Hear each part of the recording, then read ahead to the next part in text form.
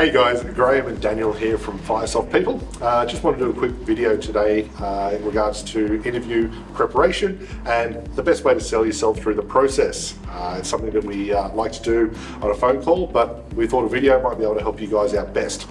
I'm going to run through the preparation planning, and Daniel will run through how best to sell yourself. The first point I've got is around planning and preparation. The first thing you should do is look into the company.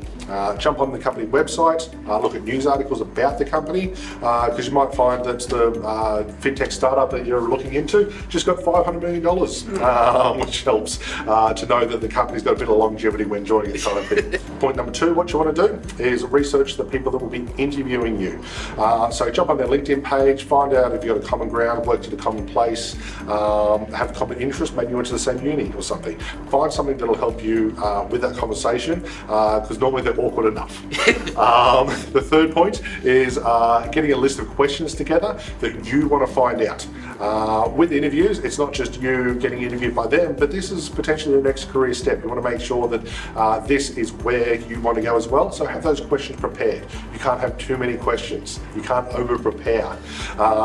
Pretty much you want to make sure that during the hour and a half, your questions might get answered, so have more. It shows interest. Point number four is go through the job description quite specifically in detail. So you want to make sure that your experiences are relevant for the role, and this role is what you want to do. So have examples ready to make sure that the projects and stuff is aligned. Mm-hmm. Absolutely. I think you get the line projects pretty well. Next point, and more importantly, you want to practice. You can't do things first time. Like this video. Like this one. Pretty much, yeah. So practice. You want to make sure that you can do it in front of a video or a mirror. Practice with friends, practice with people that sort of can hopefully help you, give you feedback. On the day, remember that life happens. Pretty much you need to work out if you're taking public transport, if you're driving, parking, all these sorts of factors, because you want to make sure that you are early. If you are late, horrible, fail automatically. If you're there and you're on and you're sort of rushing, your heart rate's up, sort of, you're nervous as it is, you want to make sure that, you can get there 10-15 minutes earlier.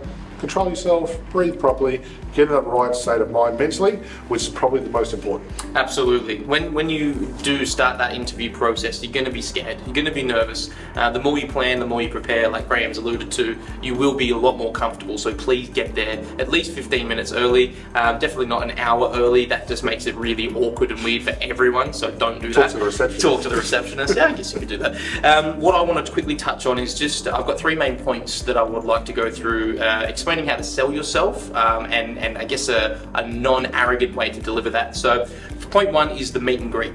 It's your first introduction to this person. We normally start off with a handshake, but during COVID times it might be maybe that one, could be this one, could be one of those ones, who knows, maybe do something a little more professional. With the next step in the body language, we need to be, I guess, showing confidence. So have an upright posture. Don't be slouched in someone's chair. Don't be looking all around the room. Have great eye contact with the person that you're talking to. Practice smiling. I know it sounds weird, but you have to try it. If you look really sad and miserable through the interview, no one wants to be your friend, okay? Winnie the Pooh had Donkey, and Donkey didn't have many friends. I think he only had 4. So maybe smile a little bit more. The last point I like to make, especially that initial intro, is have a 5-minute friend, or making 5-minute friends. So what I want to do here is, in the back of my mind, have genuine interest for the person that I'm speaking to. So find out how, particular with coronavirus at the moment, how's it affected them at home? How's it affected work? Do they have kids? Is this going to affect a long-term position in the company?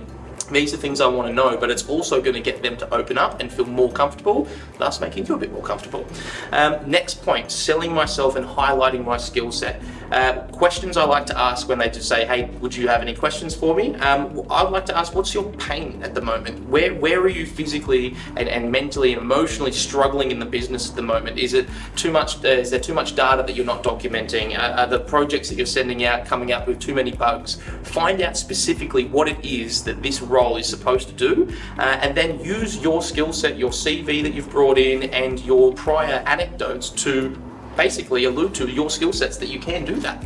Okay, so if I say to Graham, what is it that you're looking for in your next role, and for a developer, for someone in the developer space like myself, it could be documenting and testing. Graham's team are coding gods. They can do anything off the back of their hand in 20 minutes, but they cannot document it and they cannot test it. And as a result, when they try to onboard new people, developers have got no idea what's going on. So what I would like to do if I was in this position in the interview is now say, hi Graham, look at my CV. What I've done here is, you can see I've documented this, and this is where I've done the testing, and this is where I have actually completed this work. Here are the references that also back that up. I think it's really important that you use the I there. Absolutely. As opposed to we. I mean, we're all part of projects, we like team play, but the person that's interviewing wants to know what you have done.